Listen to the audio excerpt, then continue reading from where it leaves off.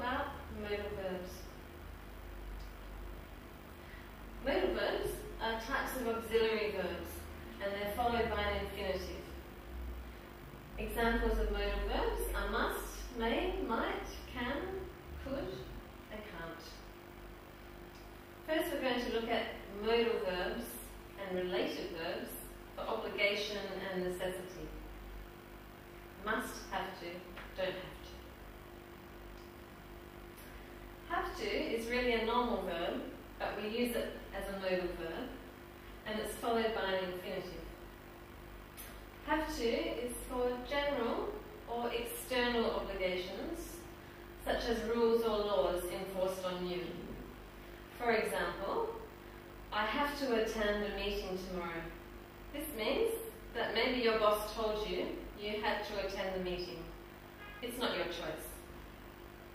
I have to wear a uniform at work. Maybe this is a company policy. It's not your choice. I had to pay to park my car in the city yesterday.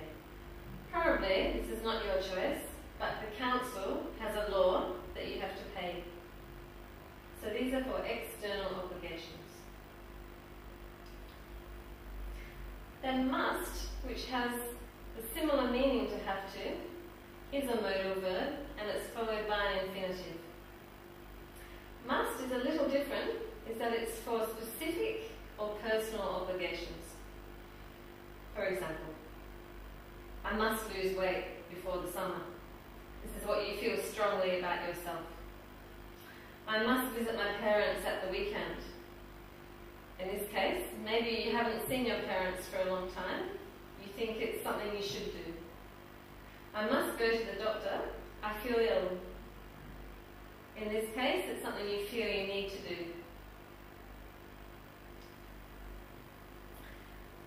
You can also use have to and must if you want to recommend something strongly.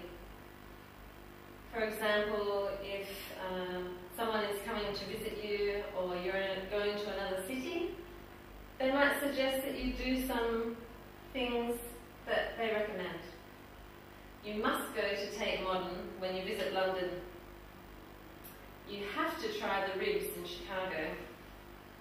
You must stay at the South Beach Hotel in Florida. So the people that are using this highly recommend these places or things to do.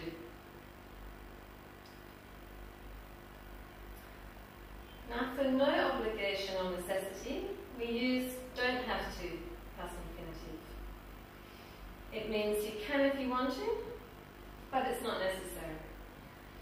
For example, I don't have to wear a suit to work. This means it's not a company policy. You can if you want to, but you don't have to. You don't have to come to the exhibition if you don't want to.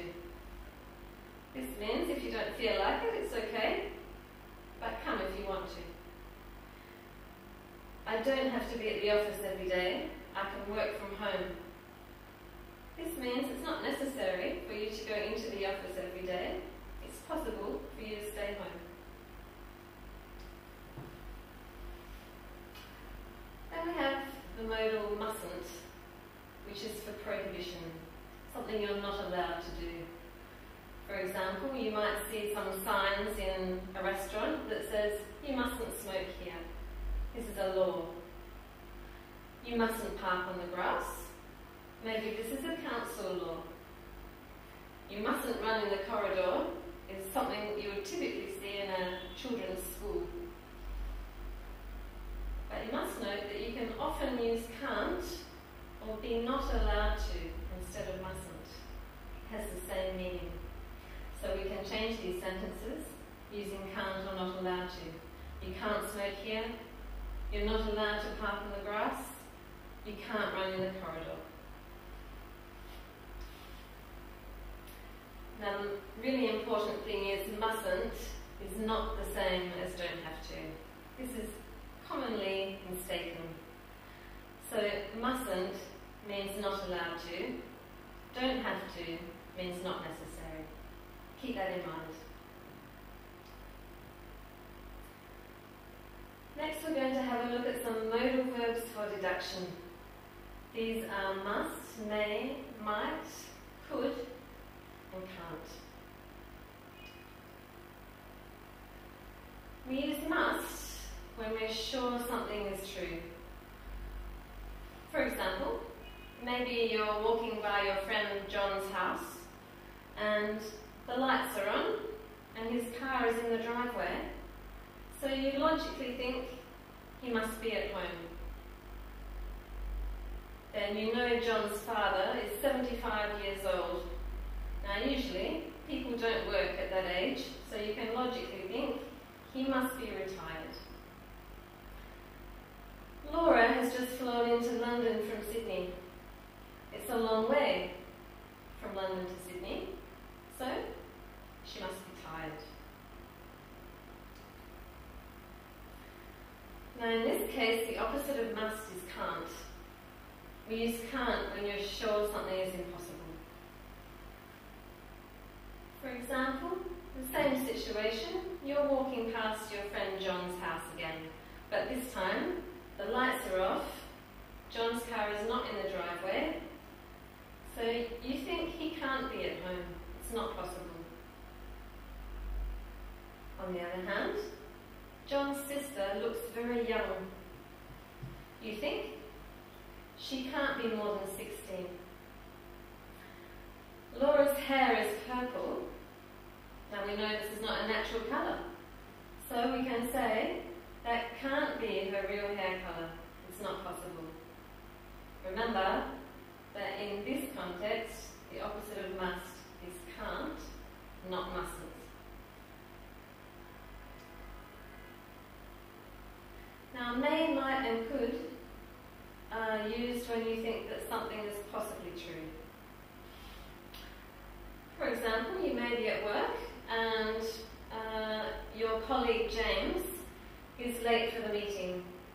So you think, he may be stuck in traffic. Susie had toothache yesterday and she's not at work today. She might be at the dentist.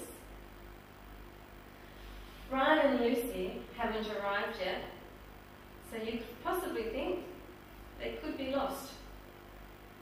All these things are things you think are possibly true. Okay, let's have a look at the modal verbs for ability and possibility. Can, could and be able to. Can is a modal verb and could is a past form of can. Simply, I can play the piano very well. He could dance when he was young. Alice can't come tonight. She has a migraine. Could you open the window, please? All for possibility or ability. Now, be able to has the same meaning as can, but be able to can be used in the present, the past, the future, the present perfect, as a gerund or an infinitive.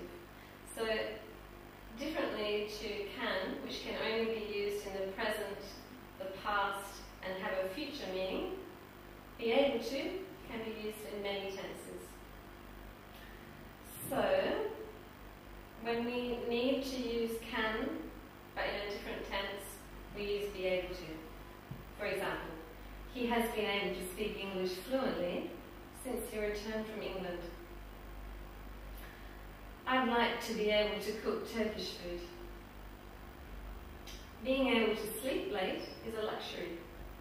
Here we have it in present perfect, as an infinitive and as a gerund. And you should remember that be able to in the present and the past is more formal than can or could. So often you'll use it in formal correspondence, in emails, but if you are speaking, we usually stick to can, if we can.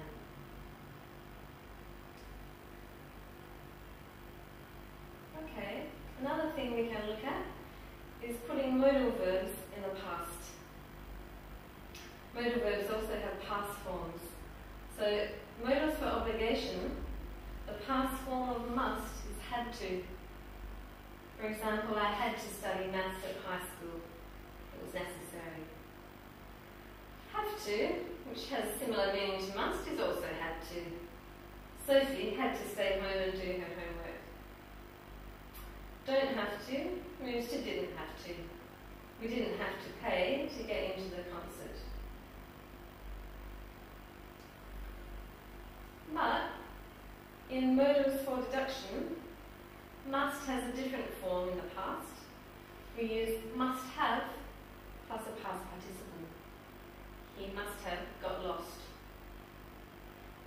May, might and could. Also, we add have plus past participle. She might have been tired. Can't. We can also use have plus past participle. She can't have seen us. It's not possible. Whereas, as we said before, modals for ability and possibility, can, past is could. He could play the piano when he was 4. Okay, that's all from modals today. Thank you for watching Speak English online video lessons. See you next time.